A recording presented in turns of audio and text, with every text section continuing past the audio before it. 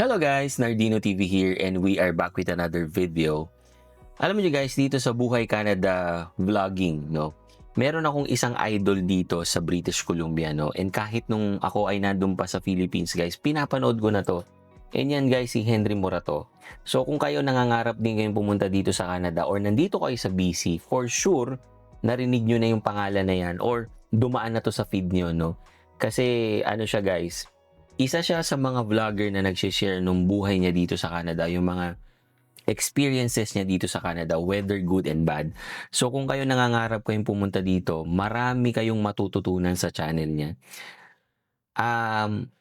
Ako din nung ako ay nangangarap na pumunta dito sa Canada, pinapanood ko talaga yung channel niya. At marami kong natutunan, no? Mga tips and tricks kung paano mamuhay dito sa Canada. Right? So, and for sure, narinig nyo na rin siya kasi parang na-feature sa isang major channel dito sa Canada or sa Philippines yata yun. Hindi ko na matandaan, no? Pero yun, yan si Henry Morato, guys. And ngayon nga, meron akong pinapanood na isang vlog niya ito, guys. So, ayan, no? Yan. Nanonood ako nung kanyang vlog ngayon dito sa YouTube, no? At ang title nung kanyang video is Paalam Muna, Canada. So, nagulat ako kasi nga, sa pagkakaalam ko guys, kababalik lang nila from Philippines, no? So, that was 2 weeks ago. Kasi nagpunta nga sila ng Philippines para magbakasyon. So, ngayon naman, sinabi nga niya dun sa vlog na babalik sila ng Pilipinas pero mas matagal. 1 taon sila magi-stay sa Pilipinas guys, no? Nakakagulat lang kasi bihira ako makakita na established na dito sa Canada, merong magandang trabaho, meron ng tirahan, meron ng sasakyan, no? Established na dito, tapos babalik pa ng Canada para mag-reset, no? Yun yung words niya, no, guys? Kasi nga, yung sa tagal niya dito sa Canada na nagtatrabaho, namumuhay siya dito sa Canada, ang sabi niya is, kinda na burnout daw siya or napagod ba, no? So ngayon, gusto niyang bumalik ng Pilipinas para mag-reset or para mag-unwind or magkaroon ulit ng drive or ng reason para ipagpatuloy either buhay Canada ba or buhay Pilipinas. Kasi nabanggit niya din doon sa kanyang vlog na depende sa magiging experiences nila dito sa pagbalik nila ng Pilipinas ng medyo matagal, which is 1 year. Nakadepende doon guys kung babalik pa ba sila dito sa Canada o hindi.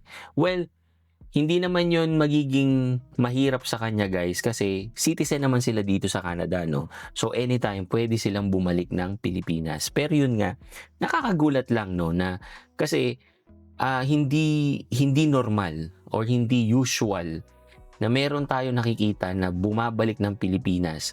Pwera na lang guys kung magre-retire, no? Kasi marami talaga tayong nakikita na kumakayo dito sa Canada, pero pag yung retirement na nila, bumabalik talaga sila ng Pilipinas at doon sila nagre-retire. Pero kasi si Henry guys, hindi pa naman to retiring age. I think nga, mas matanda pa ako dito no? Pero ang sabi nga niya, isa sa mga reason din kung bakit sila babalik ng Pilipinas, dahil dun sa anak niya rin, no? Kasi nung nagbakasyon nga sila ng Pilipinas, napansin niya talaga na naging maganda yung epekto nun sa growth ng anak niya, no? So kaya gusto rin niyang ituloy at yun talaga yung nagpa-push sa kanila na ituloy itong plano nila na magstay ng mas matagal sa Pilipinas. Dito guys, makikita talaga natin, no, na yung umaalis, bumabalik ng Pilipinas, ang isa sa mga major reason is yung mga anak, no?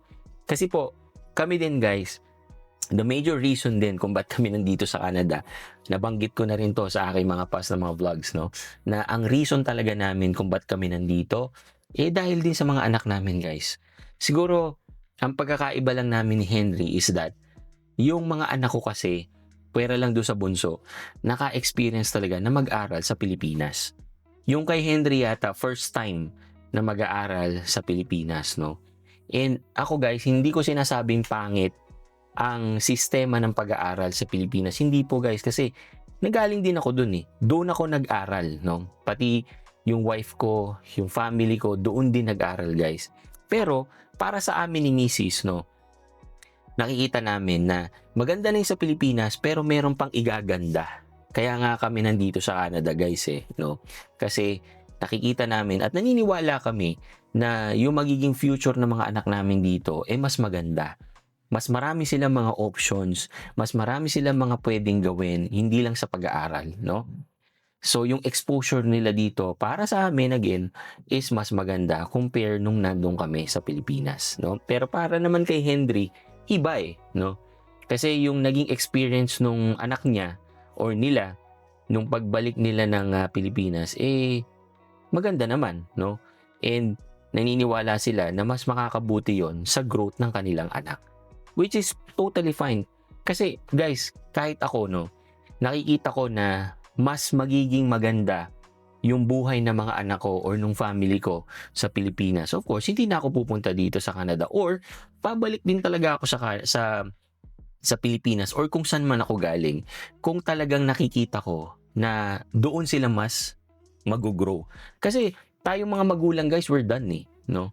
Tapos na tayo dun sa mga ganyan, no? Sa pag-aaral natin, meron na tayong narating kahit papano. Pero syempre tayo, mas ginagawa natin itong mga bagay na to ngayon para sa future na sa mga anak na natin, no? Pero dito nga sa Canada, para sa amin na mag-asawa, iba, no? Mas maganda pa rin yung magiging exposure namin na family. Again, guys, do not get me wrong. Mahal ko ang Pilipinas. Alam ko rin na marami pa rin na magsasabi na mas maganda sa Pilipinas. And I totally respect that, no? Pinapakita lang dito na bawat pamilya, bawat buhay ng mga tao, guys, is iba't iba ng pangangailangan, iba't iba ng mga views, di ba? And it goes doon sa isang nasabi rin niya nung simula nung video na siya ay natatakot guys na sabihin nga na na burnout siya, no? Kasi nga ayaw niyang ma-judge din. Kasi nga aminin naman natin sa hindi guys, marami talaga mga judgmental na mga tao, no? Lalo na pag in-expose mo yung sarili mo sa social media, expect mo na yan, no? But again, ito lang ang sasabihin ko sa inyo guys, no? Huwag kayong magpapaapekto sa mga tao na mga ganyan or yung sasabihin ng ibang tao kasi at the end of the day guys, kayo lang naman ang nakakaalam niyan as a family. Ikaw, asawa mo, yung mga anak mo or yung mga close na relatives mo lang talaga ang nakakaalam kung ano yung pinagdadaanan nyo. Kasi for sure ito pag may nakapanood nito yung kay Henry, meron diyan na magsasabi ang arte-arte naman, no? Re-reset lang, magpupunta pa ng Pilipinas, parang ganyan, no? Marami guys, pero kasi guys, hindi natin naiintindihan kung ano yung pinagdadaanan talaga ng tao. Kaya, para sa akin, okay lang na sabihin nyo yung kung ano man yung mga comment nyo na yan. But at the end of the day, si Henry lang ang nakakaalam yan kung ano talaga yung mas makakabuti sa kanila as a family, no? So, that is totally fine. Ako, okay lang ako sa ganyan, no? Mag-judge na kayo ng mag-judge, that is totally fine. Kasi at the end of the day, what matter most is kung ano yung makakabuti sa family ko. At ako lang ang nakakaalam nun, pati yung asawa ko. So we will do what is the best for our kids and for our family. Right? And tungkol nga dyan sa reset, no? Reset nga yung ano niya na kailangan niyang maghanap ulit ng rason to move forward kasi nga na burnout siya, 'di ba? Or siguro naka-experience siya ng hindi maganda, 'di ba? Ganyan naman guys, no. Dito sa Canada guys, pinapakita lang po na hindi laging masaya, hindi laging successful yung mga ganyan, no. Pareho lang din guys, may mga pinagdadaanan din yung mga taong naninirahan dito na naghihirap din, nalulungkot, na-burnout, 'di ba?